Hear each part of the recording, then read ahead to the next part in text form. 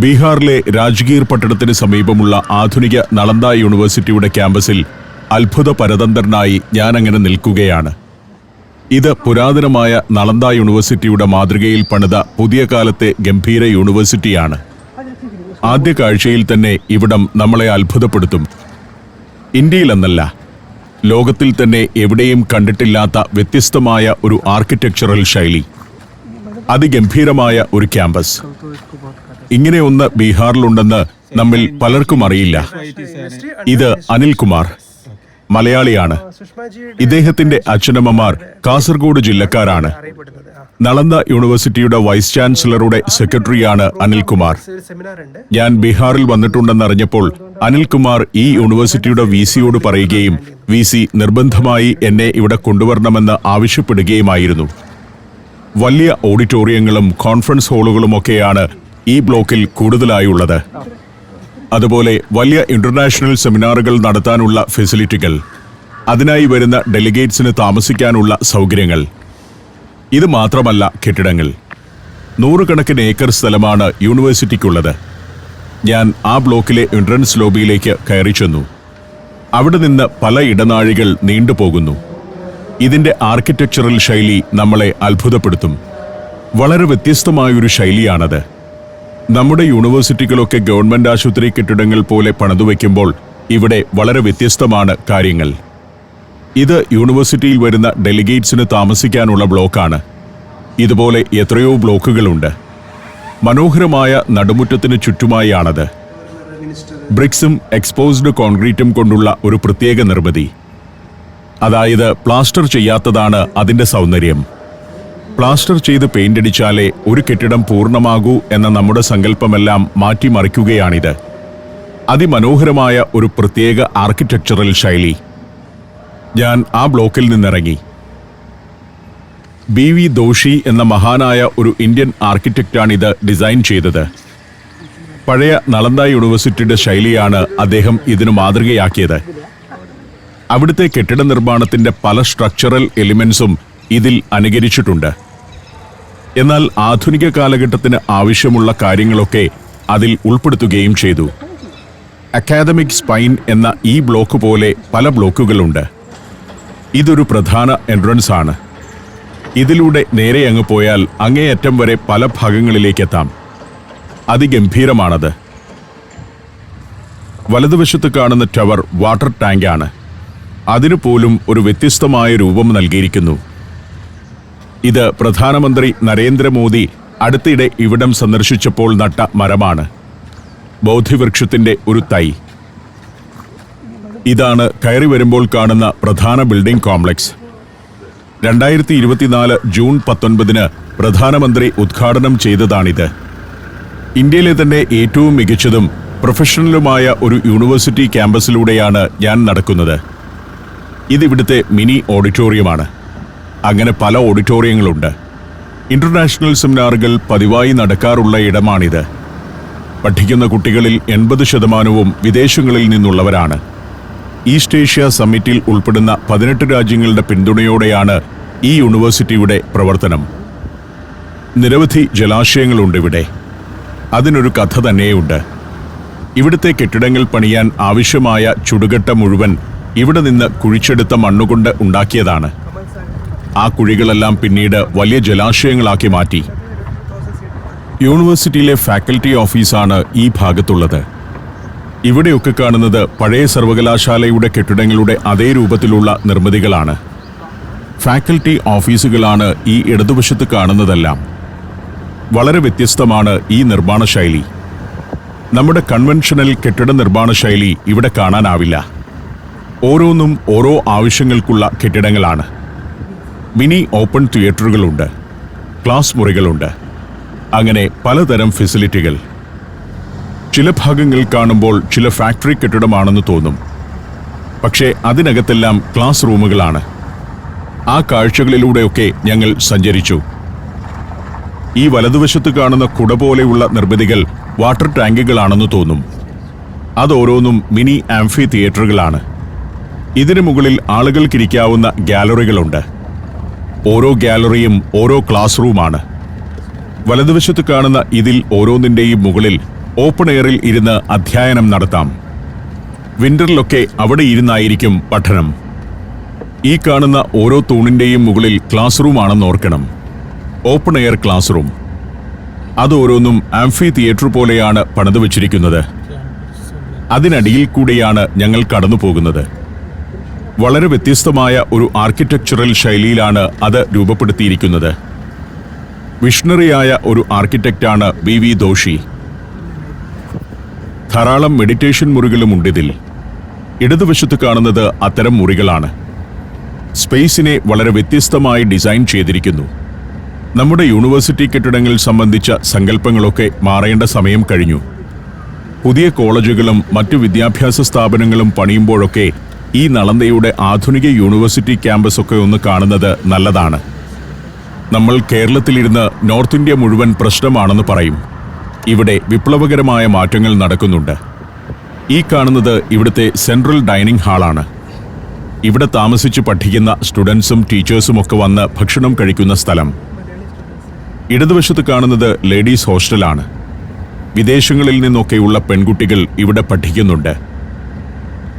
ചുട്ടെടുത്ത കട്ടയും ചുടാത്ത കട്ടയും ഈ കെട്ടിടങ്ങളിൽ ഉപയോഗിച്ചിട്ടുണ്ട്.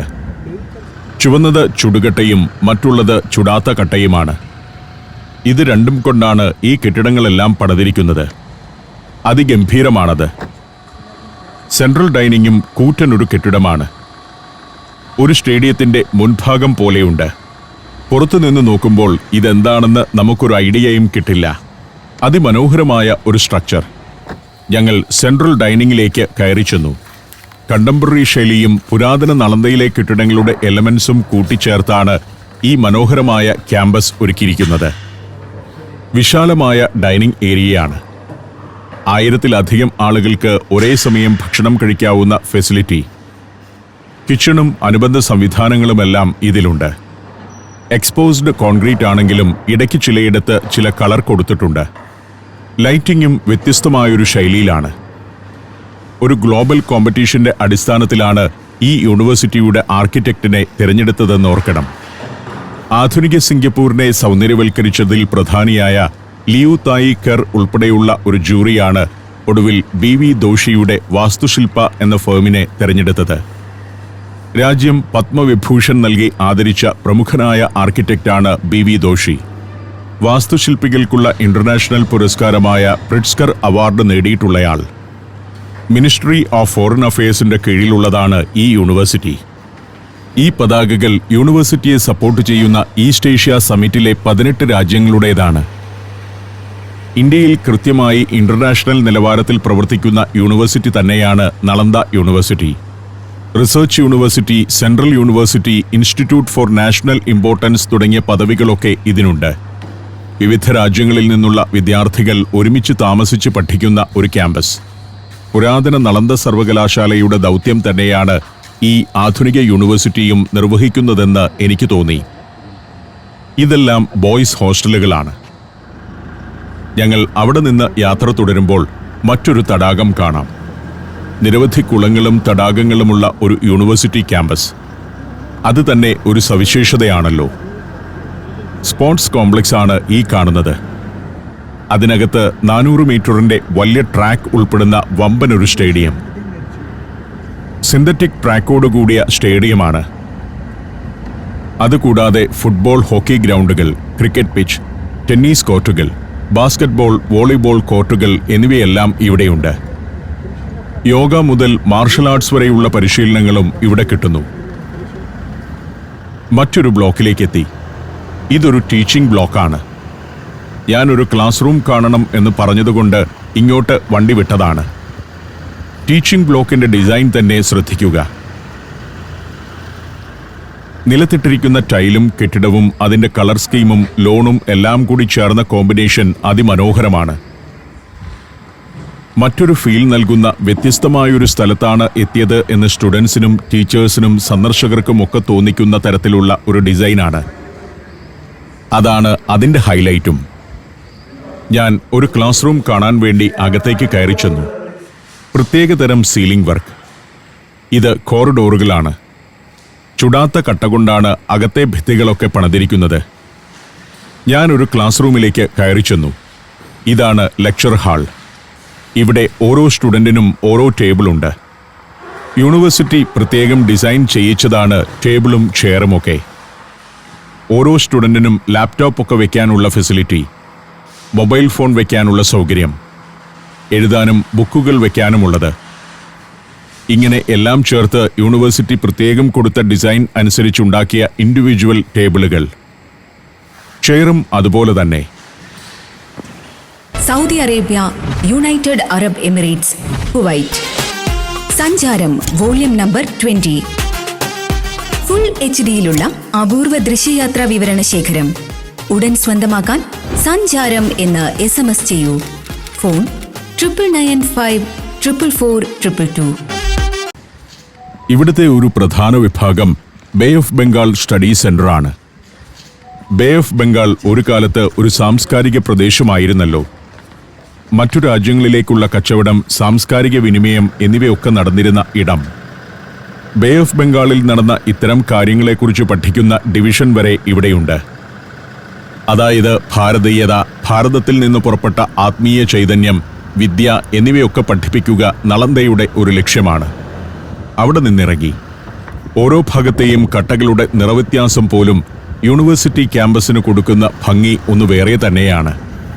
വെറുതെ മതിൽ കെട്ടുകയല്ല, അതിനൊരു ഡിസൈൻ തന്നെയുണ്ട്. ഇപ്പോൾ എത്തുന്നത് പ്രൊഫസർമാരുടെ ക്വാർട്ടേഴ്സ് ഉള്ള ഭാഗത്തേക്കാണ്. ഇതൊക്കെ പ്രൊഫസർമാർ താമസിക്കുന്ന അപ്പാർട്ട്മെന്റുകളാണ്. യൂണിവേഴ്സിറ്റി വൈസ് ചാൻസലറുടെ ക്വാർട്ടറും ഇവിടെ തന്നെ. അവിടെ VC കുറേ നേരമായി ഞങ്ങളെ കാത്തിരിക്കുകയാണ്. പലതവണ വിളിച്ചു. എന്തേ എത്താത്തതെന്നാണ് അന്വേഷണം. ഞങ്ങൾ VCയുടെ ക്വാർട്ടേഴ്സിലേക്ക് നടന്നു. VCക്ക് ആരോ ഗസ്റ്റുണ്ട്. അവരുമായി വർത്തമാനം പറഞ്ഞുകൊണ്ടിരിക്കുകയാണ്. അപ്പോൾ അനിൽകുമാർ ഞങ്ങളിവിടെ എത്തിയിട്ടുണ്ട് എന്നുള്ള വിവരം അദ്ദേഹത്തെ അറിയിച്ചു. ഇതാണ് VCയുടെ ക്വാർട്ടേഴ്സ്. പ്രൊഫസർമാരുടെ ക്വാർട്ടേഴ്സ് പോലെ തന്നെയുണ്ട്. പക്ഷേ ആദ്യത്തേത് അതാണെന്ന് മാത്രം. ഇവിടെ ധാരാളം പ്രൊഫസർമാരുണ്ട്.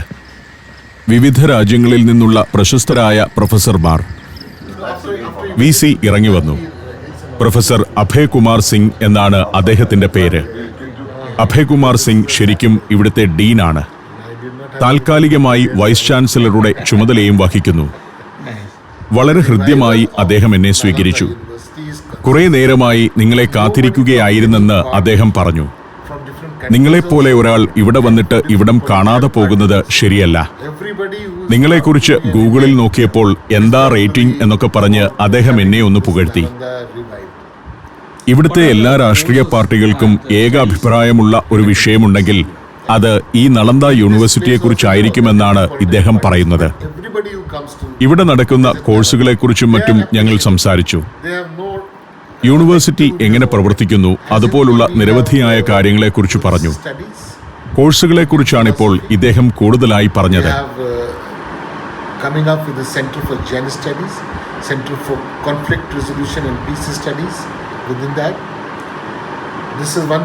Then we have historical studies, history of Asia, interaction, the shared history, particular history of India. International students ആണ് ഇവിടെയുള്ളതിൽ 80%. കുറെ ഇന്ത്യൻ സ്റ്റുഡൻസുമുണ്ട്. ഇപ്പോൾ കൂടുതൽ ഇന്ത്യൻ സ്റ്റുഡൻസ് വരുന്നുണ്ടെന്നും VC പറഞ്ഞു. So here we have again the international relations. What is the situation all over the world? It is being taught in a very scientific manner. Also, this discipline. സംസാരിച്ചുകൊണ്ടിരിക്കെ നിങ്ങൾക്കൊരു കാപ്പി തരണം എന്ന് പറഞ്ഞ് അദ്ദേഹം എണീറ്റ് അടുക്കളയിൽ പോയി സ്വയം കാപ്പി ഉണ്ടാക്കാൻ തുടങ്ങി. ഇവിടെ ജോലിക്കാരൊന്നുമില്ലേ എന്ന് ഞാൻ ചോദിച്ചു. ഇല്ല, ഞാൻ തനിച്ചാണ് താമസം എന്ന് VC പറഞ്ഞു. ഫാമിലി പോലും കൂടെയില്ല. അതുകൊണ്ട് ഞാൻ തനിച്ച് ഭക്ഷണം പാകം ചെയ്യുമെന്നും പറയുന്നു. ഒരു സന്യാസി വരനെ പോലെയാണ് പ്രൊഫസർ അഭയകുമാർ സിംഗിന്റെ ജീവിതം. കാപ്പി ഉണ്ടാക്കുക മാത്രമല്ല, നിങ്ങൾക്ക് എന്തെങ്കിലും പലഹാരം തരണമല്ലോ എന്ന് പറഞ്ഞ് ചിലതൊക്കെ എടുക്കുന്നുണ്ട്. ഉച്ചഭക്ഷണം കഴിച്ചിട്ട് പോയാൽ പോരെ എന്നും അതിനിടെ ചോദിച്ചു. പറ്റില്ലെന്നും ഇന്ന് കുറേയേറെ ഷൂട്ട് ചെയ്യാനുണ്ടെന്നും പറഞ്ഞ് ഞാൻ സ്നേഹപൂർവ്വം ആ ക്ഷണം നിരസിച്ചു. എന്നാൽ പിന്നെ കുറച്ച് ലഘുഭക്ഷണം എടുക്കാമെന്നായി അദ്ദേഹം. ആതിഥ്യമര്യാദയുള്ള ഒരു കുടുംബനാഥനെ പോലെയാണ് VC ഞങ്ങളെ സ്വീകരിക്കുന്നത്. നമ്മുടെയൊക്കെ ഒരു യൂണിവേഴ്സിറ്റിയിൽ ചെന്നാൽ എന്തായിരിക്കും സ്ഥിതിയെന്ന് ആലോചിച്ചു. ഒരു ഗുജറാത്തി വിഭവമാണ് ഇദ്ദേഹം എടുക്കുന്നത്.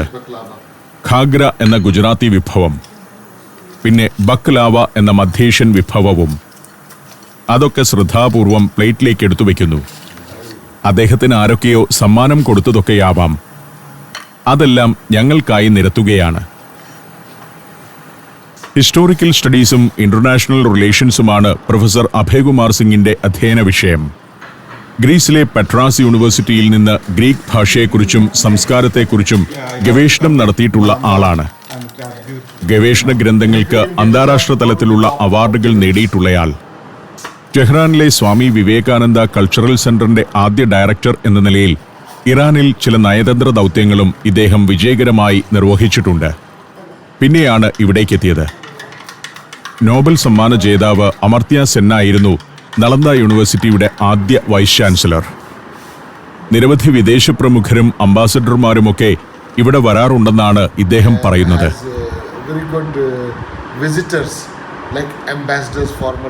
വിസിറ്റിംഗ് പ്രൊഫസർമാരായും ചില രാജ്യങ്ങളിലെ അംബാസഡർമാർ വരാറുണ്ട്. അങ്ങനെ കുറെ വിശേഷങ്ങൾ.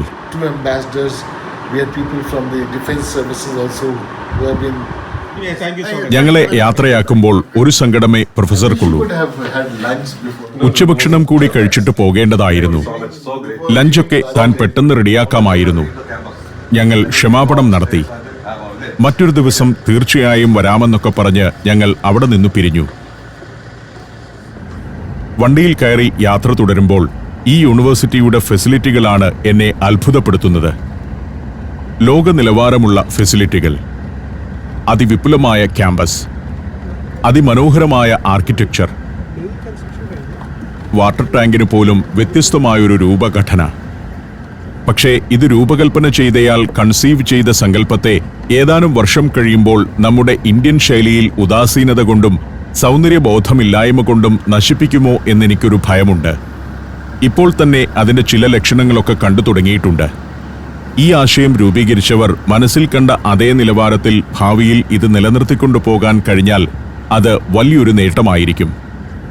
അങ്ങനെയെങ്കിൽ ലോകത്തിലെ ഒരു അത്ഭുതമായി മാറും ഈ നളന്ദ യൂണിവേഴ്സിറ്റി എന്ന കാര്യത്തിൽ ഒരു സംശയവുമില്ല. പക്ഷേ അത് എത്ര കണ്ട് സാധ്യമാകും എന്നുള്ളതൊന്നും ഇപ്പോൾ പറയാൻ കഴിയില്ല.